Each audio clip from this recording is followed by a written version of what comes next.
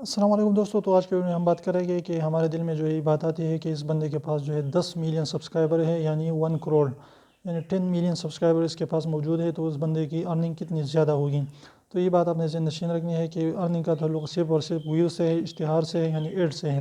جتنی بھی زیادہ آپ کی ویوز آئے گی اتنی ہی زیادہ آپ کی ویوز جو ہے آپ کی ویڈیوز پر اشتہار آئے گی، ایڈز آئے گی، تو اس سے آپ کی ارننگ ہوگی۔ تو اس لیے سبسکرائبر جو ہے بالکل میٹر نہیں کرتا ارننگ کے معاملے میں۔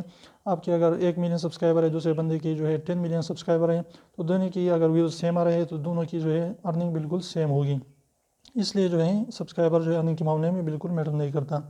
تو امید کرتا ہوں چھوٹی سی ویڈیو آپ کو پسند ہے، تو اگر ویڈیو پسند ہے تو پلیز ویڈیو کو لائک کر دیجیے، چینل کو سبسکرائب کرنا نہ بھولیں، اور ریڈ والے سبسکرائب کو ضرور دبائیں، بالکل فری ہے، ایک بھی پیسہ اس کا نہیں لگتا۔